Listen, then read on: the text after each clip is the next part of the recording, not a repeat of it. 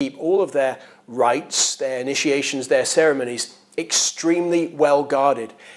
We've been able to hear about their initiation ceremonies only in court. We've got testimony about what happens in those ceremonies, but we haven't been able to see what those ceremonies actually look like. Well, now that's changed because the Italian police, the Carabinieri, in a 2-year investigation, have been able to film one of those ceremonies, and they've released this video.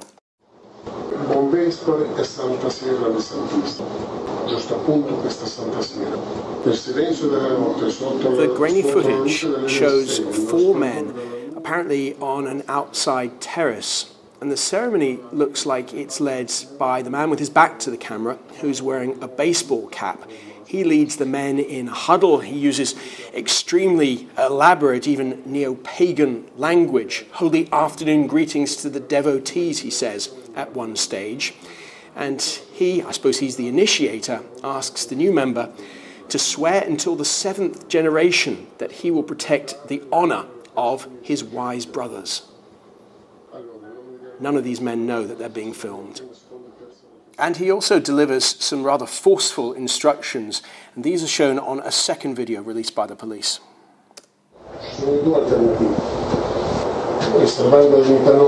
This video looks like it's been filmed in a different location, and the initiator tells the new member, if you're careless, essentially you've got 2 options. Either you've got a cyanide pill, and he looks like he pushes a gun in front of the new member and says, or you've got the gun, and make sure always to leave 1 round in the chamber for you.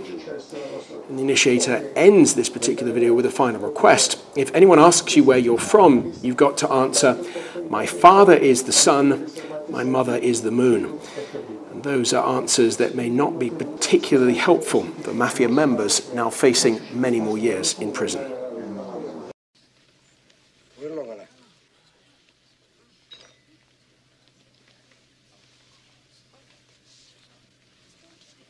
You're all a bunch of fucking assholes. You know why? You don't have the guts to be what you want to be. You need people like me.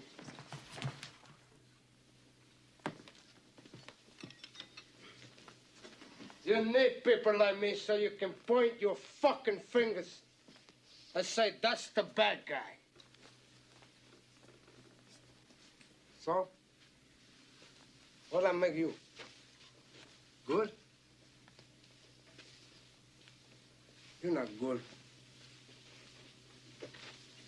You just know how to hide, how to lie. Me, I don't have that problem. Me, I always tell the truth, even when I lie.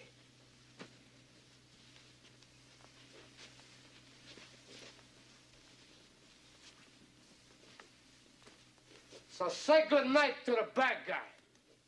Come on. Tonight on Four Corners, drugs, murder and political influence. The Italian Mafia alive and flourishing in Australia. The Ndrangheta has built his reputation on violence in order to keep the intimidation and to keep the fear and to keep the social control. How corrupt was the system? It was rotten to the core. I can't believe our politicians are so dopey. I find that so extremely difficult to understand how they could be so naive.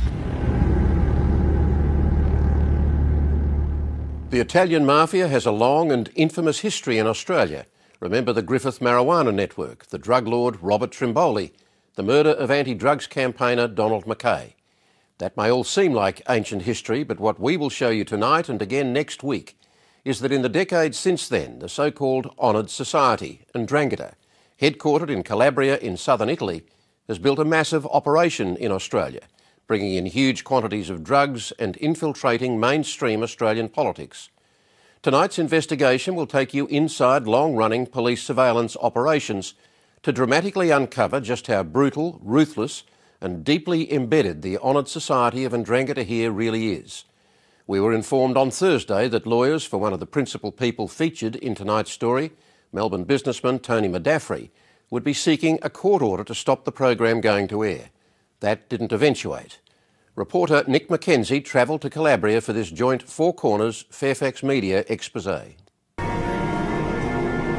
Fruit and vegetable wholesale king Frank Costa saw the cartel in action.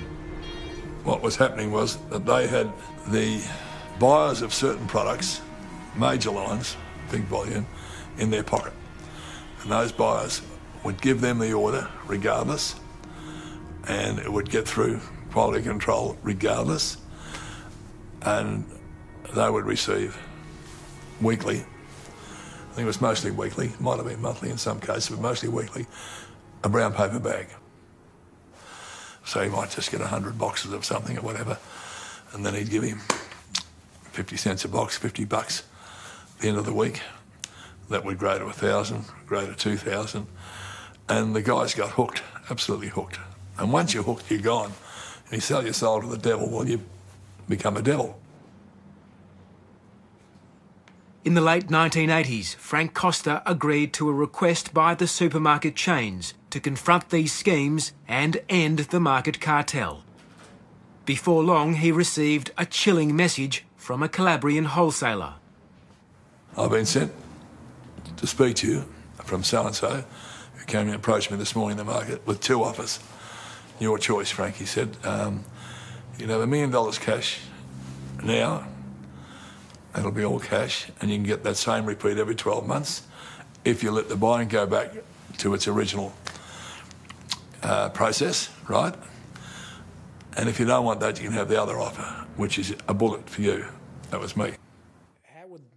Frank Costa stood his ground with an audacious bluff. And I said, really? I said, that's very nice of him. I said, you go back and tell that bastard tomorrow, and don't soften it at all, that if one hair of the head of any of our family is touched in any way, double that will happen to his family immediately.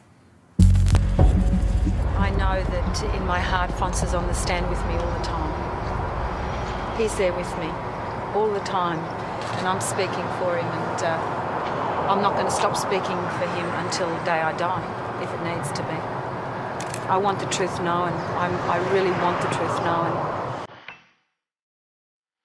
No adverse coronial finding was made against Tony Madaffri, and he was never charged with any crime. He denied any wrongdoing, telling police he was simply a man who is very respected at the market. Tony Madaffri's lawyer dismissed the claims against him as baseless hearsay. He is devastated. He's totally shocked by the allegations that were made. His family has suffered enormously. His business has suffered, and he is very concerned to attempt to clear his name.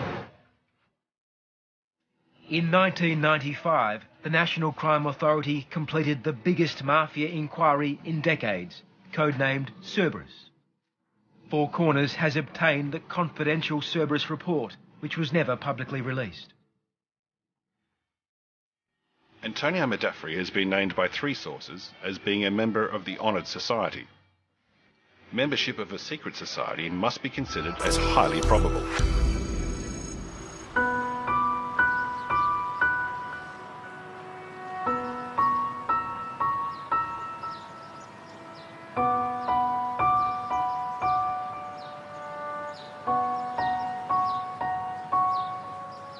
The origins of this secret society lie on the other side of the world. Calabria, at the southern tip of the Italian mainland, is the birthplace and traditional stronghold of one of the world's most feared mafia organisations, the Ndrangheta, or Honoured Society. Behind the picture postcard scenery is a dark history of violence, fear and secrecy. Fighting the mafia here is a risky business. In order to meet one of the top anti-mafia prosecutors, we are escorted by his armed security detail, who must protect him from assassination around the clock. Roberto De Palma says the Calabrian Mafia has built a powerful base in Australia. Nice to meet you, and you're welcome. Thank you. Allora, i legami tra l'Ndrangheta calabrese e l'Australia sono forti, ma non deve assolutamente meravigliare, perché noi troviamo l'Ndrangheta con una dimensione ormai mondiale. Il flusso migratorio degli italiani in Australia è storicamente un dato assolutamente importante. E quale migliore situazione se non ricreare la Lidl Italy anche in Australia con le medesime dinamiche virtuose ma anche viziose. In 1996, Australian authorities moved to have Frank Modafferi deported after finally discovering he was an illegal migrant with a lengthy record of violent crime back in Italy. How seriously? Philip Ruddock was Immigration Minister at the time. I do have a view that in relation to serious criminal records that people may have, that they should be taken into account as to whether or not they're able to settle in Australia. And my first presumption is we don't take other people's criminals. How seriously? In 2000, Ruddock ruled that Frank Modafferi should be deported back to Italy. If you have a person who comes and, I think in this matter, marries an Australian and then seeks to stay, and there is a serious criminal record, in my view, that should be taken into account. And the view that I formed was that on the basis of the criminal record, he should be deported. Desperate to keep Frank Modafferi in Australia, his family headed to court. During one hearing, a judge was told that Australian police suspected Frank and his brother Tony were part of a crime family allegedly involved in murder, arson and extortion. The brothers denied this, and one judge said the police view could not be relied on as it was based on unnamed informers. But ultimately, the deportation order was upheld, and so the Modafferis embarked on Plan B. By this time, Tony Modafferi was a wealthy businessman, cultivating political links. Among the Modafferi family supporters were several major political donors, such as Sydney furniture king Nick Scully. Liberal Party sources have confirmed that in October 2001, Scully organised a meeting between Tony Modafferi and a New South Wales Liberal Party figure associated with a fundraising vehicle called the Millennium Forum. When you look at the Millennium Forum website or the way in which it organises functions, the idea is that you would be a donor of a particular value and that would get you so much access, whether at dinners or fundraising events of different kinds. It's access in return for a donation. It's all about getting the ear of a politician. Exactly, and nothing else. Part of the purpose of the public inquiry will be to attempt to determine whether or not that innocent explanation should be accepted. As the counsel assisting the New South Wales Independent Commission Against Corruption, Geoffrey Watson recently investigated the Millennium Forum. On how many occasions would you see it that a donation was quickly followed by a request to meet a politician? Then ask yourself, why is somebody requesting a meeting with a politician? It's not just to get to know them, it's to influence them as to their decision making. Of course there's a connection. The Liberal Party figure involved in the Millennium Forum arranged a meeting with Immigration Minister Philip Ruddock. Nick Scully arrived at Ruddock's office, accompanied by the Modafferi's family lawyer, who'd flown up from Melbourne. Were you surprised that a legal representative of the Modafferi family was sitting in your office? Well, look, I wasn't aware of it. I'd agreed to see a community representative who wanted to put a view. Liberal Party sources have told Four Corners Philip Ruddock was furious when he realised he was hosting Frank and Tony Modafferi's legal advisor. The meeting was cut short as Ruddock rejected the pleas made on Frank Modafferi's behalf. Some people wanted to put another view. I was prepared to hear it, but given what I've said to you, criminal records are serious issues, and I came to a view in exercising my discretion that I would not waive the deportation, that it should proceed. I'll say this about Philip Ruddock, you may not agree with his politics, but he's a man of integrity, and he acted there as I thought he would and he should. But the fact is that his actions showed that he recognised immediately that there was something wrong with receiving these solicitations from the Madaffries. I, Amanda Eloise Vanstone, do swear that I will well and truly serve the people of Australia in the office of Minister for Immigration and Multicultural Affairs. In late 2003, Amanda Vanstone replaced Philip Ruddock as Immigration Minister. Tony Madaffri now called on the help of another prominent businessman and political donor to lobby the new minister to have Frank Madaffri's impending deportation overturned. The donor they turned to was Pasquale Pat Sergi. Pat Sergi is a property developer with a reputation for charity work. In 1979, the Woodward Royal Commission concluded he'd been buying and selling real estate using money provided by Mafia drug traffickers. Woodward found that it was essentially a money laundering operation. It was quite substantial, and certainly by today's standards, we're talking millions and millions of dollars. What does that say about Pat Sergi's closeness to the Mafia? Well, they wouldn't have been giving Pat Sergi cash and allowing him to invest it unless there's an extremely trusted person. The Madaffri brothers and their supporters launched a full-blown political lobbying campaign. Pat Sergi approached New South Wales Liberal Senator Maurice Payne. Other donors lobbied Victorian Liberal MP Russell Broadbent, as well as his colleague Bruce Bilson. In the lead-up to the 2004 election, Tony Madaffri organised a political fundraiser in Melbourne, attended by all three Liberal parliamentarians. Each of them had previously contacted Immigration Minister Amanda Vanstone about the impending deportation. The guest speaker at the fundraiser was Amanda Vanstone.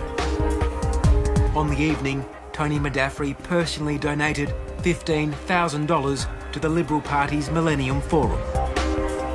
This is a case study of what's wrong with the system. What's seriously wrong. The point is that for no better reason than the making of donations to a political party, specific representations were able to be put to amongst the most powerful politicians in the land. Access which you and I couldn't get, except if we made substantial donations ourselves. By 2004, Tony Madaffri was a regular at Liberal Party fundraisers, including this function with then Victorian opposition leader and now Melbourne Lord Mayor Robert Doyle.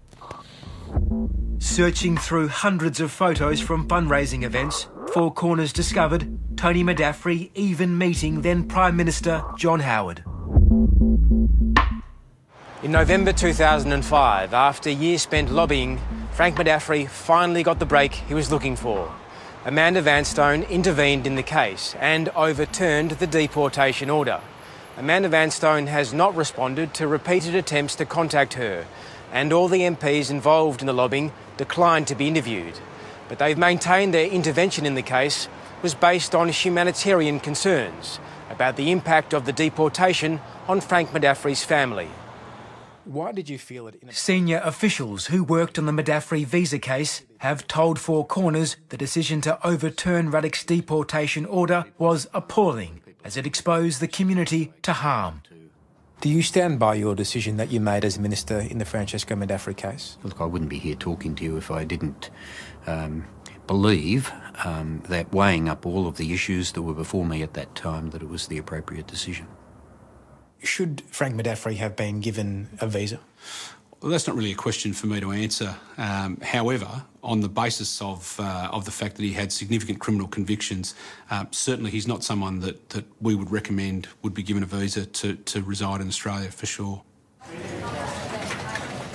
Four Corners can reveal that a secret multi-agency police report found the Madaffri visa case highlighted the insidious ways the Mafia enter the social or professional world of public officials and through legitimate processes achieve influence. There is no suggestion that Vanstone acted corruptly, rather that members of the Italian community, including Ndrangheta members and their families and associates, are likely to have ingratiated themselves with her office, and that through their legitimate public face were capable of achieving influence. The Calabrian Mafia doesn't give anything away. Any cent they spend is because they expect 2 cents back. Now, in this case, what they were doing were making an investment in political connections to try and build up pressure to have it overturned.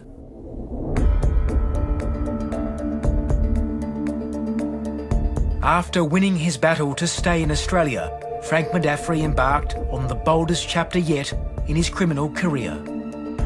In 2007, he was under fresh investigation, this time for his links to the world's biggest ecstasy importation.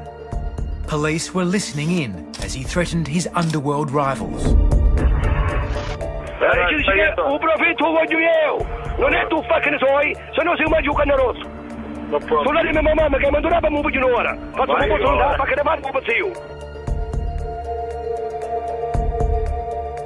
Detective Superintendent Matt Warren was convinced that Frank Modafferi was part of the syndicate responsible for the massive ecstasy shipment.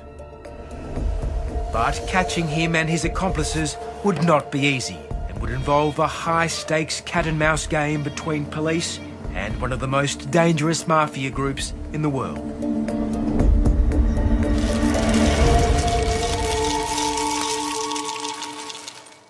Senator Maurice Payne and MP Bruce Bilson declined to be interviewed for the program.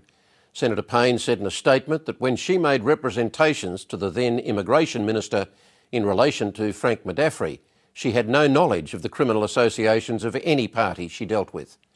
Bruce Bilson told us he was deceived about Modafferi's criminal background and was quote-unquote bitterly disappointed about it. Amanda Vanstone and Russell Broadbent did not reply to our requests for comment.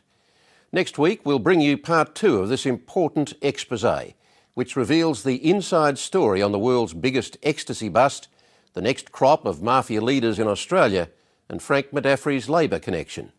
We'll leave you with a taste of what's to come. Until next Monday, good night.